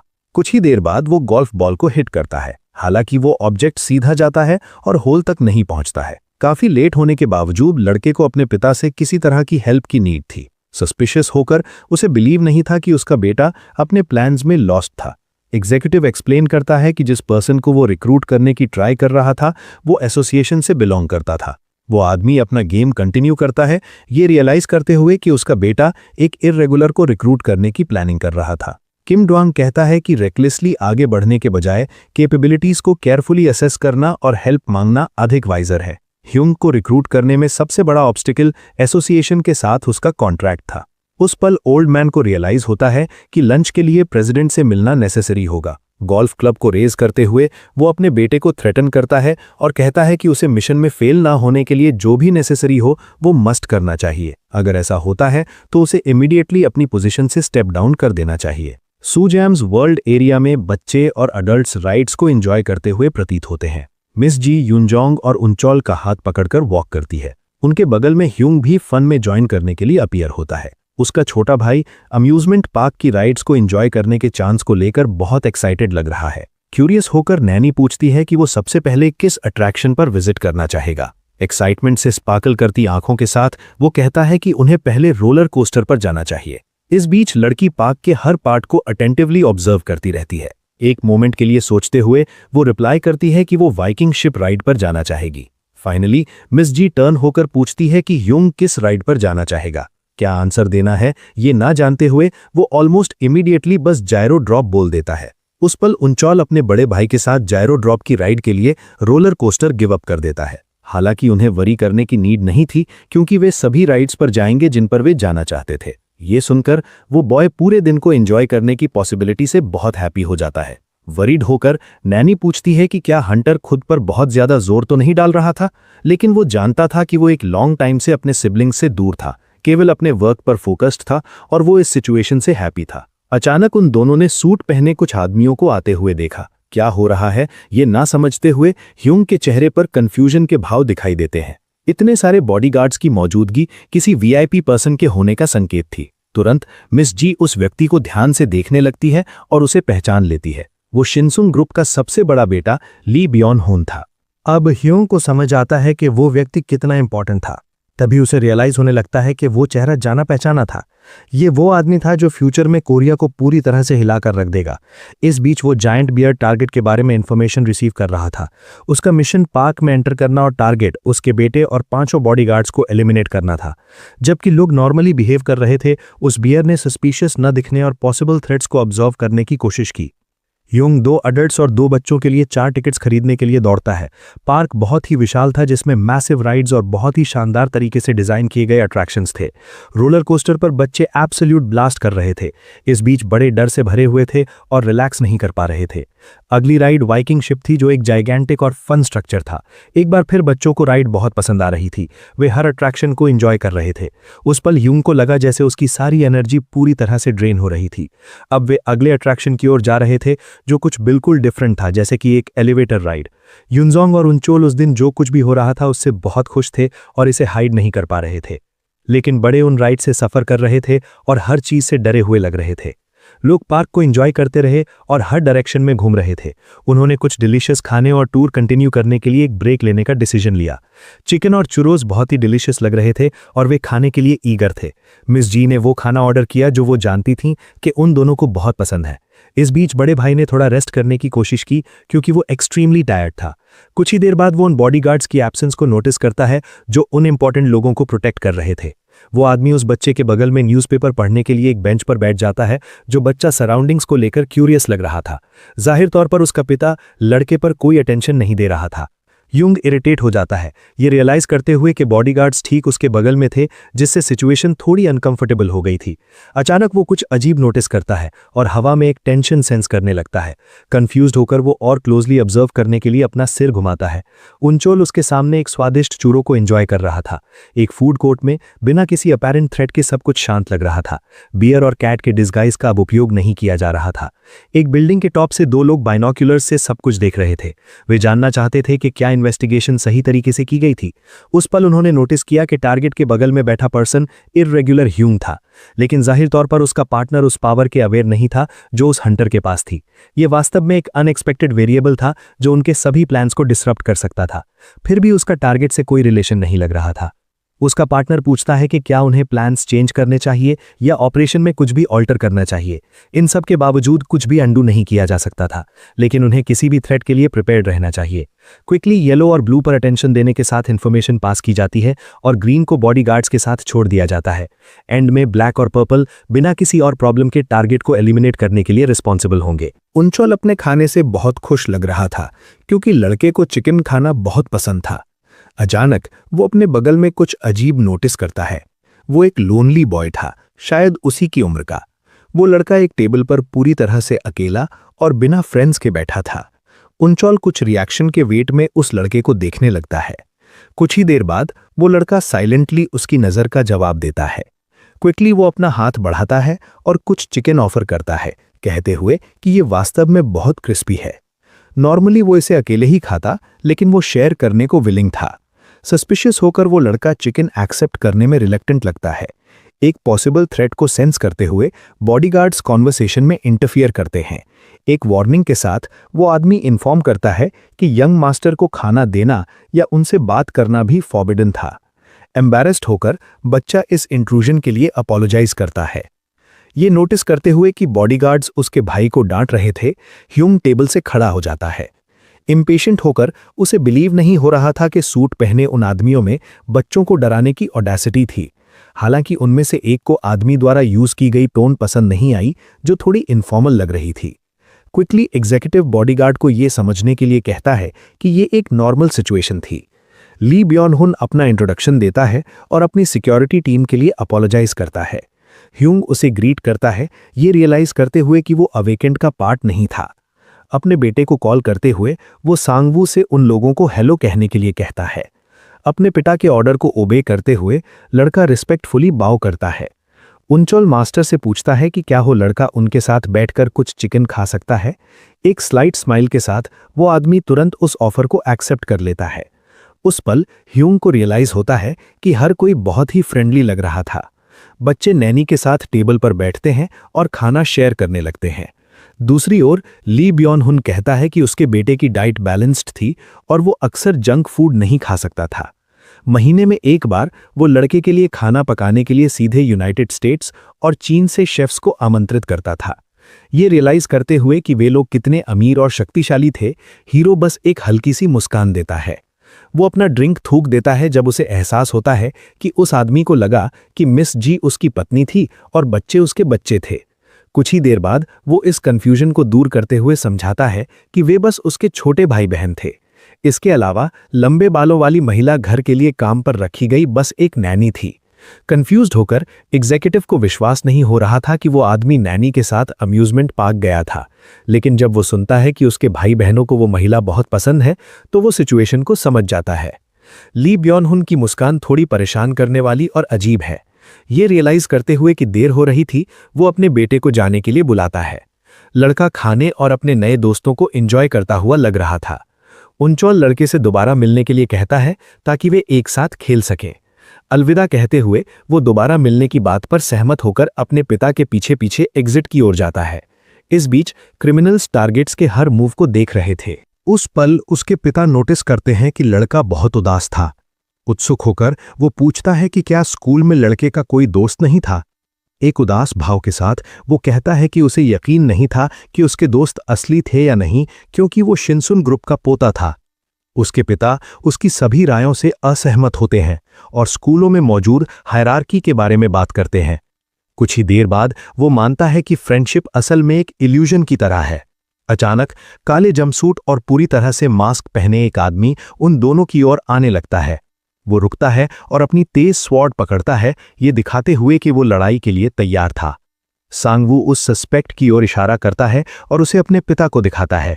दाईं ओर से एक नया थ्रेट हथियार के साथ पास आता है। बाईं ओर से एक और ठग करीब और करीब आता जाता है। हताश होकर वो सिक्योरिटी चीफ किम को बुलाता है, जो पहले से ही अपने प्रोटेक्टीज को डिफेंड करने के लिए तैयार था। ये महसूस करते हुए कि ये एक एम्बुश था और किसी भी कीमत पर बॉस की रक्षा करनी चाहिए। बिना समय बर्बाद किए आदमियों ने अपने हथियार पकड़ लिए, ये दिखाते हुए कि वे लड़ाई के लिए तैयार थे। वे टारगेट्स को चारों तरफ से घेरते हुए और अधिक करीब आने लगते हैं। उनके चेहरों की कोल्डनेस से उनका वहां मौजूद सभी को मारने का गोल साफ दिख रहा था। डरा हुआ सांगवू अपने पिता के पैरों के करीब दुबकने की कोशिश करता है, लेकिन ली ब्योन हुन, जो इस सिचुएशन को लेकर बहुत चिंतित लग रहा था, उसकी आंखों में निराशा छलक रही थी। इस बीच वो परिवार अपना डिलीशियस खाना खत्म कर रहा था। उनचोल वास्तव में चिकन का फैन था, इसलिए इतना खाने के कारण उसका पेट पहले ही भर चुका था। उसके लिए ये पूरी दुनिया का सबसे डिलीशियस खाना था। अब वो सांगवू के साथ थोड़ा और खेलने के लिए डिटर्मिन्ड था, लेकिन उस पल उसका भाई उसे इन्फॉर्म करता है कि ये पॉसिबल नहीं होगा। सांगवू लंबे समय बाद अपने पिता के साथ समय बिताने के लिए अम्यूजमेंट पार्क आया था और उन्हें एक साथ अपने समय को एंजॉय करना चाहिए। जाहिर तौर पर लड़का थोड़ा और समझने लगता है। अचानक सभी को एक जोरदार आवाज सुनाई देने लगती है और वे चिंतित हो जाते हैं। पार्क में मौजूद लोग एक मर्डर की रिपोर्ट करते हुए डेस्परेशन में भागने लगते हैं। मिस जी सिचुएशन से कंफ्यूज्ड है और समझ नहीं पा रही है कि क्या हो रहा है। ह्यूंग कंफ्यूज दिखता है और एक पॉसिबल थ्रेट के बारे में सोचने की कोशिश करता है। बिना कोई समय बर्बाद किए वे जाने के लिए टेबल से उठ खड़े होते हैं। ह्यूंग को एहसास होता है कि सबसे अच्छी बात यह थी कि जितनी जल्दी हो सके उस अम्यूजमेंट पार्क से बाहर निकल जाया जाए। उनचोल कहता है कि वो भाग नहीं पाएगा और अपने भाई से अपनी सुपर स्ट्रेंथ से उन असैसिन्स को मार गिराने के लिए कहता है। हालांकि वो जानता है कि सिचुएशन को हैंडल करने के लिए पुलिस जल्द ही पहुंच जाएगी, इसलिए उसके इन्वॉल्वमेंट की कोई जरूरत नहीं थी, भले ही बच्चे को लगता हो कि ये नेसेसरी था। इस बीच बच्चा अपने भाई को उन विलन्स को रोकने के लिए कन्विंस करने की कोशिश कर रहा था। मिस जी पास आते हुए लड़के की बातों से अग्री करती है। वो महिला बॉस से पुलिस के आने से पहले आखिरी मोमेंट तक लोगों को प्रोटेक्ट करने के लिए कहती है। वो उसे रीअश्योर करते हुए कहती है कि वो युनजोंग और उनचोल को प्रोटेक्ट करेगी। गार्ड्स एक एक करके गिर गए, उस अटैक को रेजिस्ट करने में अनेबल थे। कांपते हुए भी हेड ऑफ सिक्योरिटी अभी भी अपने बॉस को प्रोटेक्ट करने के लिए विलिंग था। उसकी आंखों का अफेक्शन उसके शरीर में भरे हुए पूरे रेज को दिखा रहा था। अलग अलग कलर के फैब्रिक्स को ऑब्जर्व करते हुए उसे रियलाइज हुआ कि ये रेनबो था। फिर भी वे ये नहीं समझ पा रहे थे कि उनका टारगेट वो सीईओ क्यों था, क्योंकि वे यूजुअली स्मार्ट बीइंग्स पर फोकस करते थे। ब्लैक एजेंट इन्फॉर्म करता है कि ये एक प्योर लाई था। उस मोमेंट तक उन्हें केवल अवेकेंड लोगों को एलिमिनेट करने की रिक्वेस्ट्स ही मिली थीं। एक डबल अटैक के साथ वे हेड ऑफ सिक्योरिटी किम के शरीर पर स्ट्राइक करते हैं। जैसे ही वो जमीन पर गिरता है, असैसिन इन्फॉर्म करता है कि वे किसी भी मर्डर रिक्वेस्ट के खिलाफ डिस्क्रिमिनेट नहीं करते थे। इस तरह एग्जीक्यूटिव को रियलाइज होता है कि किसी और ने इस असैसिनेशन की रिक्वेस्ट की थी। बिना किसी मर्सी के वो उस बॉडीगार्ड के सिर पर स्टॉम्प करता है। अपने वेपन को टाइटली पकड़ते हुए वो उस आदमी की लाइफ को एंड करने के लिए रेडी था। वो लड़का अपने पिता को हक करने की कोशिश करता है, ये रियलाइज करते हुए कि कोई एस्केप नहीं था। वो ब्लेड जितनी जल्दी हो सके उसके सिर के अप्रोच करने लगता है। एक जंप के साथ ह्यूंग उस हॉरिबल सिचुएशन में इंटरवीन करता है जो होने ही वाली थी। वो खुद को पिता और पुत्र के सामने खड़ा कर देता है। Determined to prevent that tragedy, Hyung को जब से वो उन दोनों से मिला था तब से एक अजीब सी फीलिंग आ रही थी। सांग वू ये देखकर एक्साइटेड लग रहा था कि उन दोनों को एक हीरो ने सेव कर लिया था। ब्लैक एजेंट को रियलाइज होता है कि उन्हें आगे प्रॉब्लम्स के साथ डील करना होगा। उसका वेपन उसके हाथों में मटीरियलाइज होने लगता है। ये रियलाइज करते हुए कि उसे हार्ड फाइट करनी होगी, वो बैंडिट ह्यूंग के इंटरवेंशन की रिपोर्ट करता है। उस मोमेंट सीईओ को रियलाइज होता है कि जिस आदमी से वो बात कर रहा था वो एक इर्रेगुलर है। उसके इंटरफेरेंस का रीजन केवल वो बच्चा था। वो ये क्लियरली स्टेट करता है। अब से उन दोनों को डेंजर से दूर एक अधिक प्रोटेक्टेड प्लेस खोजना चाहिए। उनके मूवमेंट को नोटिस करते ही एक बैंडिट उनकी ओर दौड़ने लगता है। ह्यूम की आंखें उस थ्रेट को फॉलो करती हैं, इमिनेंट डेंजर को रियलाइज करते हुए। क्विकली वो रेड वाले की ओर दौड़ता है और एक पावरफुल ब्लो डिलीवर करता है। इस बीच वो उन दोनों को जितनी जल्दी हो सके रन करने के लिए कहता है। उस मोमेंट अभी भी 4 एनिमीज को टेक डाउन करना बाकी था। अपने चेहरे पर एक स्माइल के साथ वो एक जोक करता है और किसी को भी रन अवे नहीं करने के लिए कहता है। मोरोवर, ये रियलाइज करने पर कि कलर्स एक दूसरे को कॉम्प्लीमेंट नहीं करते थे, ह्यूंग रेनबो नाम का मॉक उड़ाता है। इंक्रीजिंगली इरिटेटेड होकर ब्लैक एजेंट उस यंग मैन के इंटरफेरेंस का रीजन पूछता है। ये जानते हुए कि ये सिचुएशन उसका बिजनेस नहीं था, वो सिंपली स्टेट करता है कि उसमें सेंस ऑफ जस्टिस बहुत स्ट्रांग था। बिना टाइम वेस्ट किए वो अपनी इस पूरी पावर को डेमोन्स्ट्रेट करने लगता है। अम्यूजमेंट पार्क के मिडिल में एक शील्ड फॉर्म होने लगती है। कुछ ही देर बाद वो बैंडिट्स पर अपनी कॉपिंग एबिलिटी का यूज करता है। लाइट पूरे एनवायरनमेंट में स्प्रेड हो जाती है, उनके शरीरों के थ्रू कोर्स करती है। अचानक सिस्टम ओपन होता है और उसकी न्यूएस्ट एक्विजिशंस को दिखाता है। ब्लैक गाय के पास जो एबिलिटीज थीं वे किसी ऐसी चीज के सिमिलर लग रही थीं जिसे वो पहले ही विटनेस कर चुका था। कंफ्यूज होकर वो एक मोमेंट के लिए ये सोचने की ट्राई करता है कि क्या हो रहा था। जल्द ही उसे बिलीव हो जाता है कि उसके सामने जो आदमी था वो वही पर्सन था जिसे वो ढूंढ रहा था। एक ऑर्डर के साथ हर कोई मिडिल में खड़े उस एनिमी को टेक डाउन करने के लिए प्रिपेयर्ड था। येलो और पर्पल फोर्सेस ज्वाइन करते हैं एक पावरफुल डबल अटैक का एम करते हुए, लेकिन ह्यूंग एक्सट्रीमली फास्ट और स्किल्ड है और दोनों को डॉज करने में मैनेज कर लेता है। एक जंप के साथ वो अपनी बॉडी को हवा में लॉन्च करता है। बिना किसी को अपने इंटेंशंस नोटिस कराए वो अपने एक ओपोनेंट के फेस पर किक करने में मैनेज कर लेता है। मोमेंटम गेन करते हुए वो अपनी बॉडी को स्पिन करता है और फिर वो दूसरे बैंडिट को हिट करने में मैनेज कर लेता है जो उस ब्लो को एक्सपेक्ट नहीं कर रहा था। अब फेस करने के लिए केवल 2 ओपोनेंट्स बचे थे। ये रियलाइज करते हुए कि येलो जमीन पर गिर गया था, ग्रीन एक्सट्रीमली कंफ्यूज लग रहा था। एक थ्रेटेंड टोन का यूज करते हुए वो रियलाइज करता है कि अगर उसके हाथों में वेपन होता तो ये और भी मच वर्स होता, क्योंकि उनमें से कोई भी ये टेल बताने के लिए अलाइव नहीं बचता और इमीडिएटली अपने सिर खो देता। हालांकि वो थोड़ा अनप्रिपेयर्ड आया था क्योंकि ये उसके सिबलिंग्स के साथ एक आउटिंग सपोज थी। लास्टली वो स्टेट करता है कि वो उन बैंडिट्स में से किसी को किल नहीं करेगा। इसके बजाय वो उन्हें एक दूसरा ऑप्शन देगा। ह्यूंग एक चॉइस ऑफर कर रहा था, सजेस्ट करते हुए कि वे या तो उसके साथ सिचुएशन को फेस करना कंटिन्यू कर सकते हैं या सिंपली अपने फॉलन साथियों को लें और लीव कर लें। अब उन बैंडिट्स के सामने एक मुश्किल फैसला था। पर्पल उठने की कोशिश कर रहा था लेकिन बहुत ज्यादा कांप रहा था। ब्लैक द्वारा पुकारे जाने पर वो उससे ये कहता है कि वो उस आदमी की बातों पर विश्वास ना करे। ग्रीन इस बात से सहमत था, ये महसूस करते हुए कि कुछ क्रेडिबिलिटी खोने के अलावा बचने का कोई रास्ता नहीं था, इसलिए बाकी बचे लोगों को दुश्मन के खिलाफ लड़ना चाहिए। लेकिन ह्यूम ने स्पष्ट किया कि वे वैसे भी विजयी नहीं हो पाएंगे क्योंकि वे उसे नहीं संभाल सकते। उस पल ब्लैक को एहसास हुआ कि उन्हें अभी के लिए मिशन को एक तरफ छोड़कर पीछे हटना होगा। इसके अलावा ये बहस करने का समय नहीं था और सभी को कैप्टन के कमांड्स का पालन करना चाहिए। इन सब के बावजूद ग्रीन इस फैसले से सहमत नहीं दिख रहा था। मुस्कुराते हुए ह्यूम को एहसास हुआ कि जीत पक्की थी। जबकि कुछ लोग दूसरों को उठने में मदद करते हैं, उन आदमियों ने एक दूसरे को गहरी नजरों से देखा। अपनी पीठ मोड़ते हुए ब्लैक कहता है कि वो किसी भी तरह की चाल नहीं चलेगा। अंत में वो कहता है कि वे कभी न मिले। कुछ ही देर बाद एक व्यक्ति हताशा में भागने लगता है। ली बियॉन्ड हुन, जो पूरी तरह से हताश दिख रहा था, कहता है कि उस आदमी को उन्हें भागने नहीं देना चाहिए। वो लड़के के साथ बहस करता रहा, ये दावा करते हुए कि उसके फैसले बुद्धिमानी भरे नहीं थे। अगर उसने उन्हें भागने का रास्ता नहीं दिया होता तो ये मौत की लड़ाई होती और इसके कारण होने वाला विनाश निर्दोष नागरिकों तक फैल सकता था। ह्यूंग ने शर्त लगाई कि ये अमीर आदमी वैसा नहीं चाहता था। अचानक मास्टर की सुरक्षा को लेकर चिंतित और गार्ड्स आ जाते हैं। उनमें से एक ये चेक करने की कोशिश करता है कि क्या उसके साथ सब कुछ ठीक था, ये दिखाते हुए कि वे जितनी जल्दी हो सके पहुंच गए। हालांकि ली बियॉन हुन बेहद चिढ़ा हुआ लगता है जब उसे एहसास होता है कि वे लोग बहुत देर से पहुंचे। शर्मिंदा होकर उन्हें समझ ही नहीं आ रहा था कि कैसे जवाब दें या कैसे रिएक्ट करें। एक बूढ़ा आदमी उस देरी के लिए माफी मांगता है जिसके परिणाम स्वरूप कोई बड़ी तबाही हो सकती थी। उस वजह से वो और उसका बेटा उस पल मर सकते थे। अपना शरीर घुमाते हुए वो दिखाता है कि उसे बचाने के लिए कौन जिम्मेदार था। हालांकि उस दृश्य में केवल एक अम्यूजमेंट पार्क था और कुछ नहीं। अगले दिन आसमान में कुछ बादलों के साथ धूप खिली हुई थी। अपने घर के अंदर ह्योंग कुछ दिलचस्प ऑब्जर्व करता हुआ लगता है। उसके विचार रेनबो ग्रुप पर हैं, ये याद करते हुए कि ब्लैक कोई ऐसा व्यक्ति था जिसे वो जानता था। खैर, वो बैंडिट्स के मोटिवेशन को नहीं समझ पा रहा था क्योंकि वे विलन्स नहीं थे। अपनी यादों में वो याद करता है कि वो रिवॉर्ड्स प्राप्त करने में कैसे कामयाब रहा, लेकिन उसे नहीं पता था कि गेट्स कब दिखाई देंगे।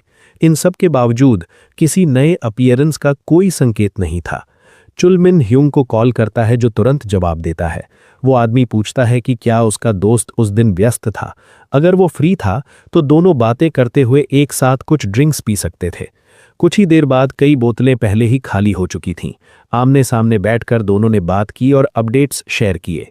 ह्यूंग अजीब लगा कि उसका दोस्त किस तरह से शराब पी रहा था। नर्वस होकर वो पूछता है कि क्या सब कुछ ठीक था, ये नोटिस करते हुए कि चुलमिन उदास महसूस कर रहा था।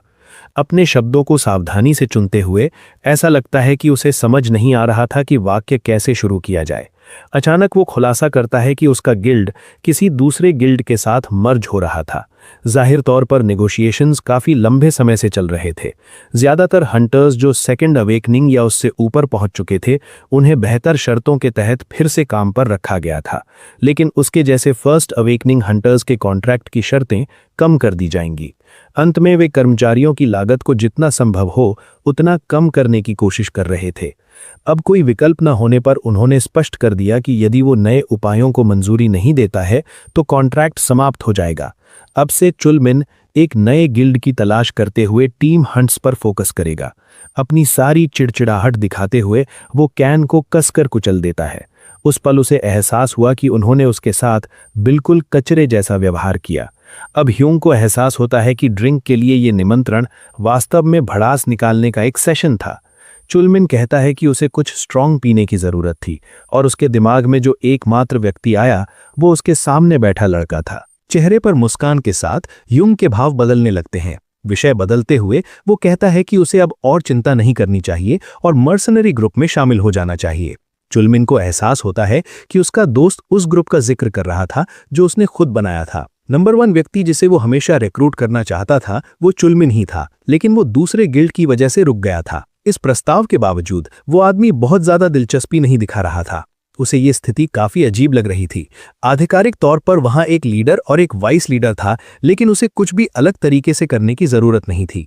नर्वस होकर चुलमिन उस प्रस्ताव को स्वीकार करने में हिचकिचाता हुआ लगा, लेकिन उसने अपने दोस्त के अनुरोध से सहमत होने का फैसला किया। युंग हंसता है जबकि वो आदमी उसे बॉस की तरह बर्ताव ना करने के लिए कहता है। उकसाते हुए वो सुझाव देता है कि अगर उसे कमांड दिया जाता है तो वो दब्बू तरीके से जवाब देगा, लेकिन एक व्यंग्यात्मक तरीके से। इस बीच मेज पर वो मूल्यवान वस्तु तेजी से चमकने लगती है। चमक से डरकर युंग वस्तु में हुए बदलाव को नोटिस करता है। दूर से चुलमिन को एक अजीब सी आवाज सुनाई देती है। अंततः वो रिवॉर्ड पावरफुल सिग्नल्स दे रहा था। जाहिर तौर पर आसपास एक गेट अभी अपीयर हुआ था। सिस्टम को ऑब्जर्व करते हुए उसे रियलाइज होता है कि ये वास्तव में अलग अलग रैंक्स के 3 डंजन्स हैं। 3 दिनों में वे तीनों डंजन्स एक्टिवेट हो जाएंगे, और अगर वो अभी केवल एक का यूज करना चाहता है तो भी 2 बचे रहेंगे। बिना टाइम वेस्ट किए वो वॉल्किरी को बुलाता है, जो तुरंत अपने मास्टर को रिस्पॉन्ड करती है। एफ, ई और डी रैंकिंग के साथ वो क्वेश्चन करता है कि कौन सा बेस्ट ऑप्शन होगा, लेकिन सभी का लेवल ईजी है। अंत में उसे रियलाइज होता है कि वो किसी भी डंजन को सैटिस्फैक्टरी ढंग से क्लियर करने में एबल होगा। सारा सजेस्ट करती है कि एक ऐसी सिचुएशन क्रिएट करनी चाहिए जहां 2 फर्स्ट अवेकनिंग इंडिविजुअल्स को एक एक्टिव रोल प्ले करना चाहिए। डिटर्मिनेशन के साथ वो डिसाइड करता है कि सबसे हाई रैंक के लिए जाना बेटर होगा, क्योंकि ये थोड़े बेटर रिवॉर्ड्स ऑफर करता है। इस बीच चुलमिन को बिलीव होता है कि खुद से बात करने के कारण उसका दोस्त पूरी तरह से ड्रंक है। कॉल मेक करते हुए वो लाइन की दूसरी ओर चंगू से बात करने की ट्राई करता है। बिना टाइम वेस्ट किए वो इंपॉर्टेंट सिचुएशन के बारे में वॉर्न करते हुए अपने सबऑर्डिनेट को ऑफिस बुलाता है। बिना किसी मेजर प्रॉब्लम के आसपास सब कुछ काम और पीसफुल लग रहा था। चंगू अभी अभी ऑफिस पहुंचा था, न्यूज रिसीव करने के लिए रेडी था। बॉस कमेंट करता है कि चुलमिन आज से मर्सनरी ग्रुप का पार्ट होगा। दोनों एक्साइटेड और सैटिस्फाइड लग रहे थे, रियलाइज करते हुए कि वे कोवर्कर्स होंगे। सब्जेक्ट चेंज करते हुए लड़का पूछता है कि बॉस पहले क्या कहने की ट्राई कर रहा था। हालांकि वो वॉर्न करता है कि इंपॉर्टेंट इशू सेपरेट था। एक कमांड के साथ वो कमरे में वॉल्किरी की अपीयरेंस को ट्रिगर करता है। सारा की प्रेजेंस को नोटिस करने पर वे आदमी पेट्रिफाइड रह जाते हैं। वो महिला अपने मैग्निफिसेंट अटायर और इंपोजिंग प्रेजेंस के साथ अपीयर होती है। अब से वो वॉल्किरी मर्सनरी ग्रुप की वाइस लीडर होगी। अपने चेहरे पर एक स्माइल के साथ वो अपने मास्टर को थैंक्स कहती है और खुद को सारा के रूप में इंट्रोड्यूस करती है। शॉक के बाद वे आदमी पूरी सिचुएशन से परप्लेक्स्ड रहते हैं। कुछ ही देर बाद वे उस महिला की ब्यूटी के प्यार में पड़ जाते हैं। चंगू के लिए कांग जियान सबसे ब्यूटीफुल महिला हुआ करती थी, लेकिन सारा के कंपैरिजन में वो कुछ भी नहीं थी। अब हंसते हुए चुलमिन अपने कलीग को रिस्ट्रेन करने की ट्राई करता है। अचानक ह्योंग रिवील करता है कि वो एक स्ट्रिक्टली कॉन्फिडेंशियल सीक्रेट बताने वाला था। सभी के सरप्राइज के लिए वो कहता है कि वो वास्तव में एक टैंकर नहीं था। उसके कलीग्स शॉक में हैं, लेकिन वो इन्फॉर्मेशन को फिर से कंफर्म करता है। एडिशनली बहुत से लोग उसे एक इर्रेगुलर कहते थे क्योंकि वो रेगुलर अवेकेंड लोगों से डिफरेंट था। एंड में उसे एक मल्टी क्लास अवेकेंड कंसिडर किया जा सकता था। ओरिजिनली वो केवल टैंकर और डीलर का यूज कर सकता था, लेकिन अपनी सेकेंड अवेकनिंग के बाद उसने एबिलिटीज की एक वाइडर रेंज तक एक्सेस गेन कर लिया। चंगू उन सभी चीजों से ट्रूली इम्प्रेस्ड लगता है जो वो इर्रेगुलर करने में केपेबल था। चुलमिन उस लड़के को शांत करने की ट्राई करता है और बाकी का एक्सप्लेनेशन सुनने के लिए ईगर है। वो इन्फॉर्मेशन इसलिए शेयर की जा रही थी क्योंकि वो उनके साथ एक पीएस विजिट करना चाहता था। चूंकि उस मोमेंट वे फैमिली की तरह थे, उसका बिलीव था कि सभी का एक साथ ग्रो करना अधिक सैटिस्फाइंग होगा। उसके गोल को ना समझते हुए चंगू पूछता है कि वे कहाँ जा रहे थे। सिस्टम ओपन करते हुए कमरे में कुछ अपीयर होने लगता है। ग्रुप का डेस्टिनेशन वो रैंक्ड डंजन होगा। बिना टाइम वेस्ट किए ह्योंग पोर्टल को चूज करता है।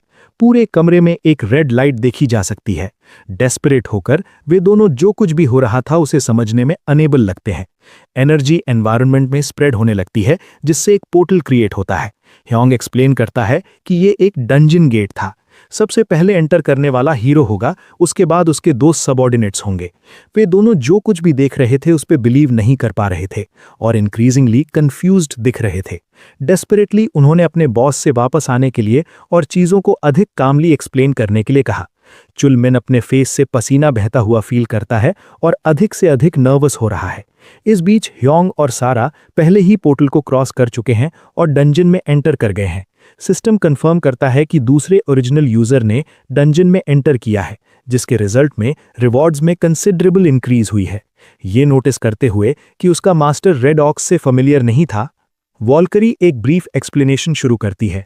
रेड ऑक्स की रेस वे मॉन्स्टर्स थे जो सारा की दुनिया में एग्जिस्ट करते थे, और डीमन के वॉर के दौरान वे सबसे वर्स्ट क्रीचर्स थे। फर्दरमोर वे उसके लॉर्ड के लिए ज्यादा थ्रेट पोज नहीं कर सकते थे, लेकिन आसपास या एसोसिएटेड हर किसी को एक्सट्रीमली कॉशियस रहना चाहिए। तो वीडियो यहीं एंड होता है। अगर आप नेक्स्ट पार्ट मिस नहीं करना चाहते हैं तो नोटिफिकेशन बेल एक्टिवेट करें, और सी यू नेक्स्ट टाइम।